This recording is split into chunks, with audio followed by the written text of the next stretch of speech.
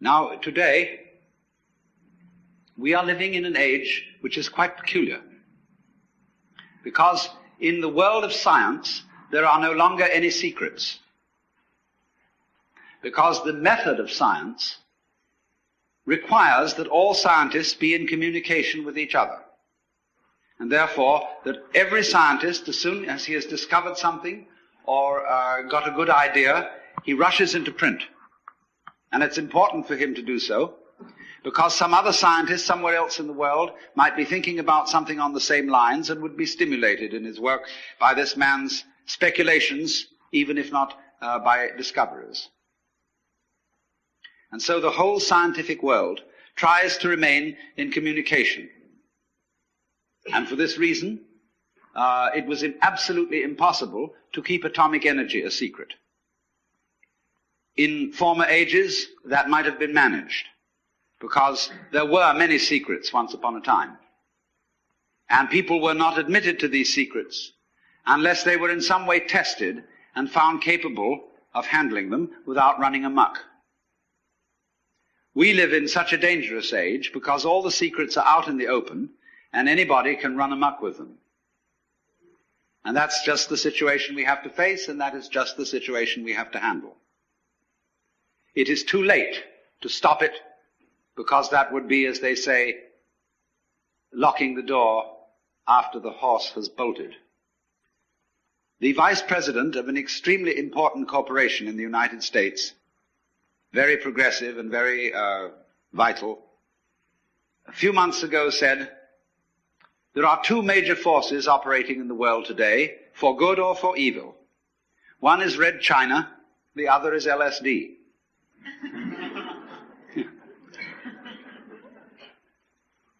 And there is a certain reason why such a thing as a certain chemical, which is capable of opening people's minds in a certain way, should be something extremely disturbing. Because this particular chemical, in common with a number of others that have been known for centuries, but have been rather played cool through those centuries, is capable of doing something which simply cannot be tolerated. That is to say, capable of letting properly prepared individuals, or sometimes improperly prepared individuals, in on a secret which is very closely guarded, and which is, as a matter of fact, the deepest and most fundamental of all our social taboos. I have just finished writing a book, which I've had, with a sort of tongue-in-cheek attitude, had the temerity to call The Book. And it is subtitled, The Book, you see, on the taboo against knowing who you are. Because that is really the thing that cannot be let out. Sex is not really a serious taboo in our culture. If you are initiating a young person into life, and you realize that your son or daughter is going to college, and that you ought therefore to have a serious talk with them, they'll laugh at you and say, all this thing you're telling us about sex, we knew years ago, and we know more about it than you do. So that is not a subject for a serious initiation talk to a young person. So we have to think again and try and find out, think deeply, what is fundamentally taboo in this culture and perhaps in other cultures as well.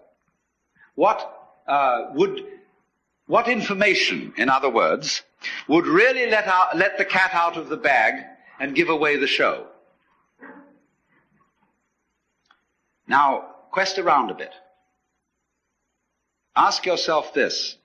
For what reason would a person be considered hopelessly insane? What sort of claims must a person simply not make? Well, there is one, and that is if anybody claims that he is God. That simply isn't done. Certainly not in our culture, although it's very frequent in India. But in our culture, that is simply not allowed, because we, most of us, from a Christian background, and if not that, from a Jewish background, and there's a great deal in common. Because both Christians and Jews are deeply concerned about somebody called Jesus Christ. Both Christians and Jews are, in a way, followers of Jesus Christ in different ways. He is a problem to both. Because he was the man who came out and discovered he was God. And that simply is impermissible. The Jews handled it in one way. The Christians handled it quite as effectively in another way. The Christians handled Jesus perfectly, even more tactfully than the Jews, by putting him on a pedestal and saying, this was the only man who ever was God, and nobody else was really so before, and certainly nobody can be so afterwards. Stop right there. Put him on the altar, bow down to him, worship him, so that everything he had to say will be null and void.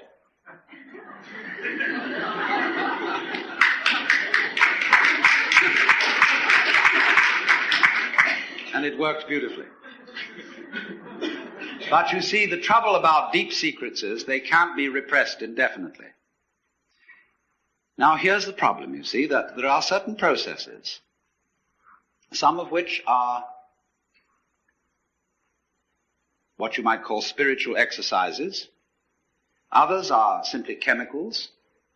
Others are just horse sense, whereby one comes to see very clearly indeed that black goes with white and self goes with other.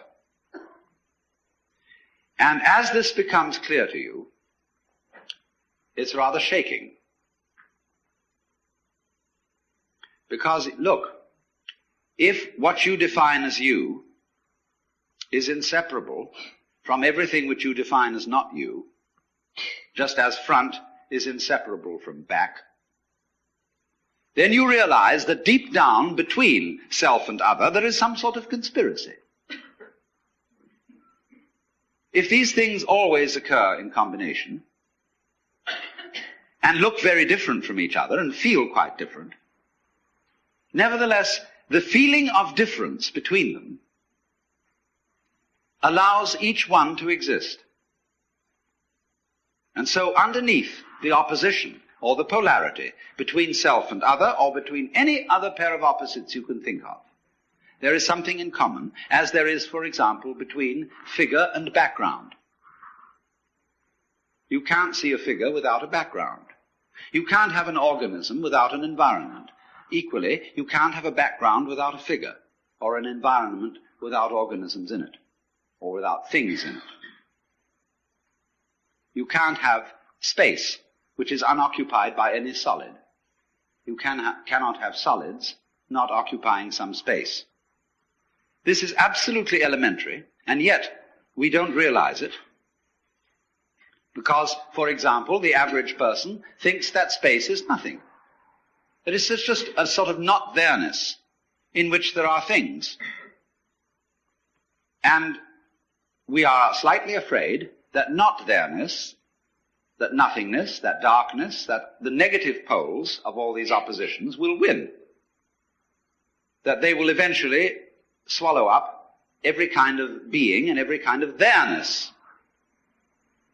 But when you catch on to the game, you realize that that won't happen. Because what is called not existing is quite incapable of being there without the contrast of something called existing. It's like the crest and the trough of a wave. You can't have a wave that is all trough and no crest, just as you can't have a wave which is all crest and no trough. Such a thing has never been manifested in the physical universe. They go together. And that is the secret. There really is no other secret than that. But it is thoroughly repressed. And therefore, we are all educated to feel that we've got to fight for the white because the black might win. We've got to survive. You must survive. That's the great thing we're all working under. And pounding it out day after day in anxiety. Because this is a description of anxiety. Anxiety is the fear that one of a pair of opposites might cancel the other. Forever. And if by any chance, by any means, you find out that that is not so, you have an entirely new attitude to what human beings are doing, which may be very creative, but which also may be very dangerous. You see through the game called white must win, because you know that neither black nor white are going to win, because they belong to each other. So one of the problems of the various chemicals which can change the human mind in certain ways so that it becomes apparent that inside and outside go together is that they do rather give the show away, and people who take these chemicals and see through the human game cannot be trusted. They may decide to be good sports and go back into the game and play it as if it were for real, or they may not. And if they don't, what's going to happen? Now, you see, what is, let me speak specifically for a moment. I said the subject of this is LSD. LSD is one such chemical that does produce this curious effect of making you aware of the polarity of things. It does lots of other things. It does lots of rather unessential and trivial things. And these, of course, in all the publicity in the various national magazines about LSD, get thoroughly emphasized. In other words, when somebody says something's real psychedelic, they mean bizarre. And when the national magazines try to illustrate the effect of these chemicals with various photographs, they come on with blurred photographs of all sorts of things higgledy-piggledy messed together. Naked girls seen through prisms. Well, that's absolutely nothing to do with it. If you wanted some sort of appropriate illustration for a Life magazine article on the effects of LSD, you would have one very simple solution. You would publish the most gorgeous color reproductions of Persian miniatures and of Moorish arabesques and of the illuminations of Celtic manuscripts. That would give you the story, so far as changes in human sensation are concerned.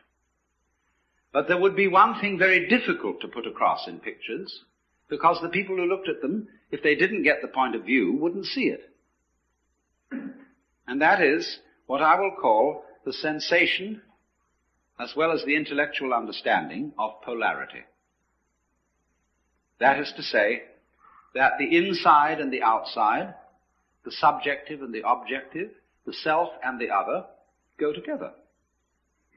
In other words, there is a harmony, an unbreakable harmony. When I'm using the word harmony, I don't necessarily mean something sweet. I mean absolute concordant relationship between what goes on inside your skin and what goes on outside your skin. It isn't that what goes on outside is so powerful that it pushes around and controls what goes on inside. Equally so, it isn't that what goes on inside is so strong that it often succeeds in pushing around what goes on outside. It is very simply that the two processes, the two behaviors, are one. What you do is what the universe does.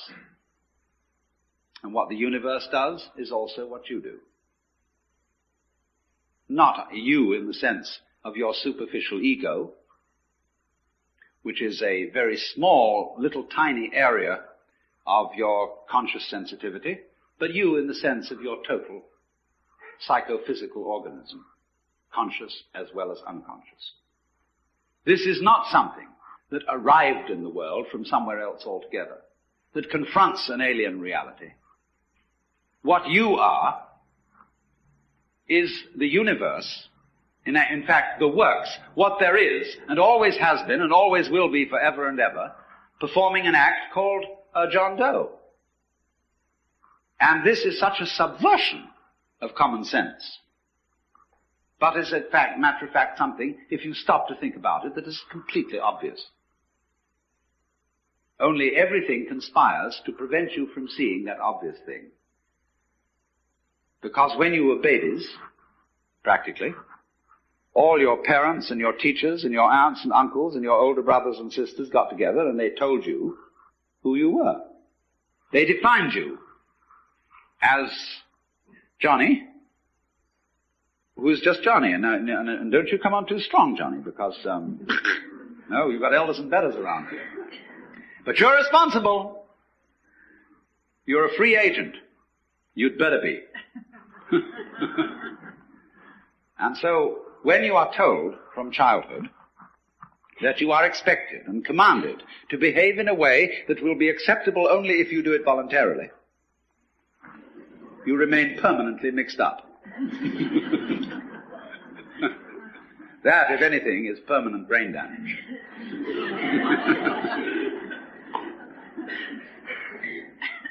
But that's the idea, you see, because that's the game we're playing.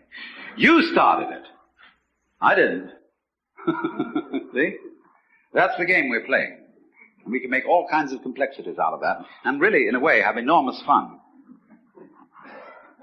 But once anybody sees through that, well, we are frightened.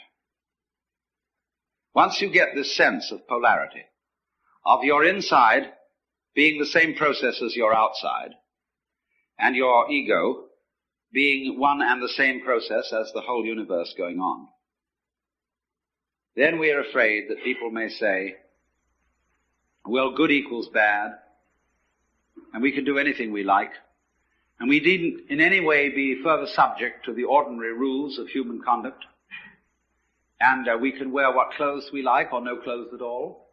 We can have what sexual life we like. We can do anything. And we are going to generally, because the world is being rather oppressive towards us, challenge the whole thing and run amok. And a lot of people are doing just exactly that. So I want to introduce into this whole problem some ancient wisdom. I have really two things to talk about. How cultures, which always did know in some way, or among whom a large number of people always did know this secret, handled it. And then I want to make some observations about how we are trying to handle it and how it's not going to work. Among the Hindus and among the Buddhists, this view of the real identity of a human being has always been known, at least by a very influential minority. The central doctrine of the Hindu way of life, I call it that rather than a religion, is in Sanskrit, tattvamasi. You're it. To put it in a kind of colloquial way. You're it. And it is the which than which there is no witcher, which they call the Brahman, or the Atman with a capital A, meaning the self. You are only just kidding that you're just poor little me. See, the function of a guru, that is to say a spiritual teacher in India, is to give you a funny look in the eye. Because you come to him and say, Mr. Guru, I have problems. I suffer and it's a mess and I can't control my mind and I'm miserable and depressed and so on. And he gives you a funny look. And you feel a bit nervous about the way he looks at you. Because he's reading your thoughts. And this man is a great magician. He can read everything that's in you. He knows right down into your unconscious, and you know all the dreadful things you've thought, and all the awful desires you have, and you are rather embarrassed that this man looks right through you and sees them all.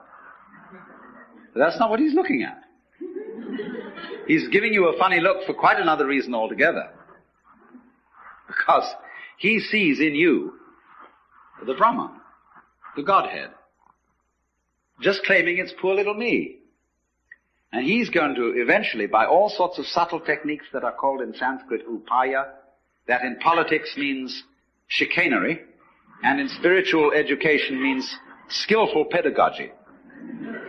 He is going to try and kid you back into realizing who you really are. That's why he gives you a funny look. And why he seems to see right through you. As if to say, Shiva, old boy, don't kid me. I know who you are. But you're coming on beautifully in this act. That you're somebody else altogether. And I congratulate you. You're doing a wonderful job. Playing this part, which you call the person. My person. You know, a person is a fake. The word means a mask. So if you read books on how to be a real person, you're reading books on how to be a genuine fake. The word persona, as you know, means a mask worn in Greco-Roman drama. So if you come on to the Guru and say, well, he asks you who you are, Sri Ramana Maharshi, when anybody came to him and they said to him, as people do, who was I in my last incarnation? Or will I be reincarnated again? He always replied, who's asking the question? And everybody was irritated because he wouldn't give them answers about what they were in their former lives. He just said, who are you? And he looked at you. Have you looked at photographs of this man? I keep a photograph of him close by because of the humor in his eyes. They're looking at you with a dancing twinkle, saying, come off it.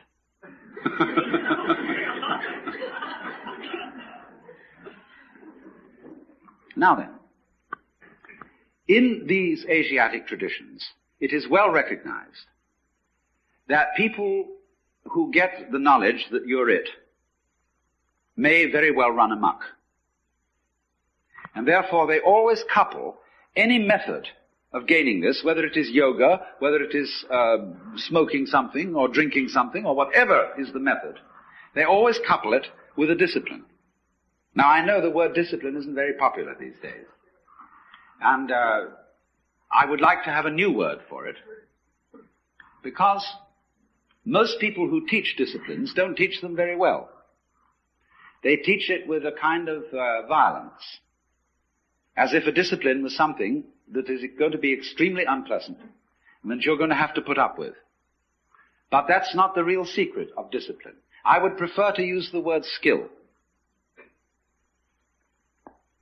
Discipline is a way of expression. Say you want to express your feelings in stone. Now stone doesn't give way very easily. It's tough stuff. And so you have to learn the skill or the discipline of the sculptor in order to express yourself in stone. And so in every other way, whatever you do, you require a skill.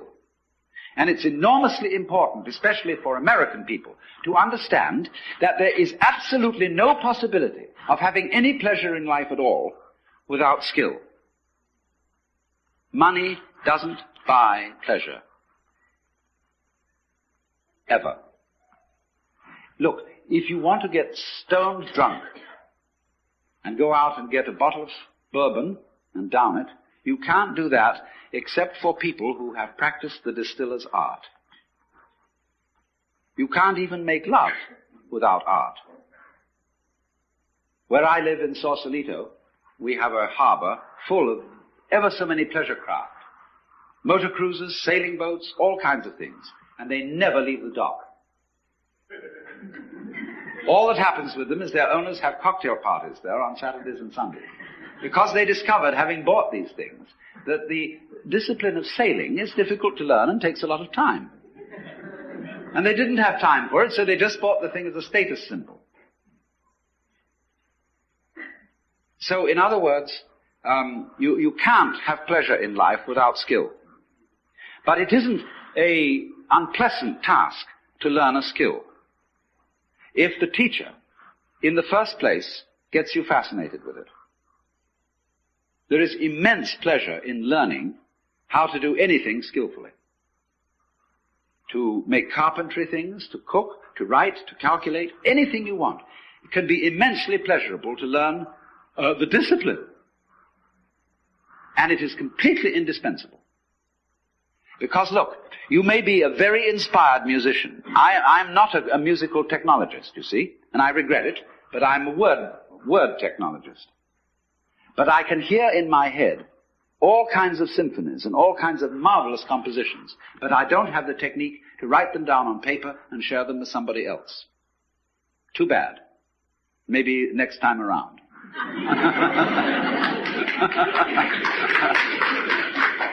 But you see, so far as words are concerned, I can express ideas because I have studied language.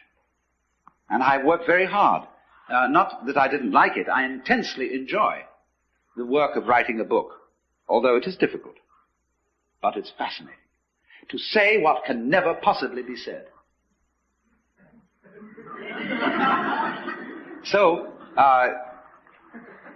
you see what's happening. What you have to do, you have inspiration, but then you have to have technique to incarnate, to express your inspiration. That is to say, to bring heaven down to earth. And to express heaven in terms of earth. Of course, they are really one behind the scenes.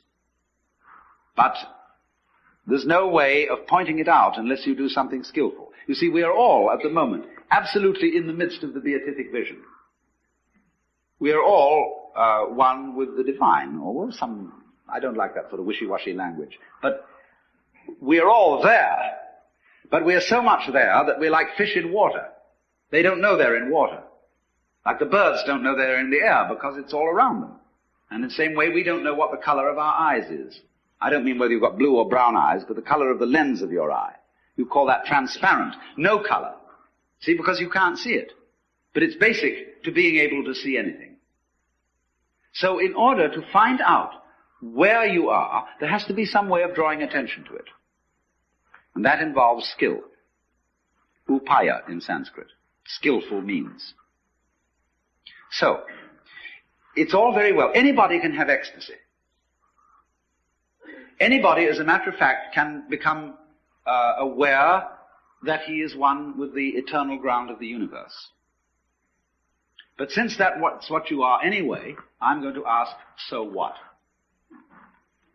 When a hero goes on an adventure, and he leaves his people, and is going to a strange land, he can go away and just hide himself round the corner in an obscure house, and then appear a year later and say, I've been on a heroic journey, and tell all sorts of tales. And they say, prove it. Because they expect him to bring back something which nobody has seen before. Then they believe you've been on the journey. So in the same way exactly, anybody who goes on a spiritual journey must bring something back. Because if you just say, oh man, it was a gas. Anyone can say that. Now this is why in the doctrines of Buddhism, there is a differentiation between two kinds of enlightened beings. They are both forms of Buddha, which is to say the word Buddha means somebody who has awakened, who has discovered the secret behind all this. In other words, all this thing we call life with its frantic concerns is a big act, which you, in your unconscious depths, are deliberately setting up. So you can do one of two things when you discover this. You can become what's called a pratyeka Buddha. That means a private Buddha who doesn't tell anything. Or you can become a bodhisattva. A pratyeka Buddha goes off into his ecstasy and never is seen again. Bodhisattva is one who comes back and appears in the everyday world and plays the game of the everyday world by the rules of the everyday world. But he brings with him upaya. He brings with him some way of showing that he's been on the journey, that he's come back, and he's going to let you in on the secret too. If you'll play it cool and also come back to join in the everyday life of everyday people. Because this is the rule. If the world is dramatic, if the world, as the Hindus say, is a big act put on by the divine self, one of the rules of coming on stage is that you don't come on as yourself. You come on as the part that you're going to play. It's very bad form if an actor always acts the same way. That's what's called a star, as distinct from an actor. A real actor can become anything. And so, but in private life, well, he's just Mr. Jones. But he doesn't come on the stage that way. So in the same way, if you know that behind the scenes, in the depths, fundamentally, you are it, you don't come on that way. It always comes on as something else. That's the rule of the stage. Because without that, there wouldn't be a play. There would only be reality. No illusion. And the whole point of life is illusion. From the word Latin ludere, to play. Showbiz. The show must go on, so don't give it away. But the truth has a way of leaking. It gets out. But then the important thing is, you see, when the truth gets out, those who catch hold of it must find a way of staying in contact with what society calls reality. That is to say, if you have a radio, you don't only need an antenna, you also need a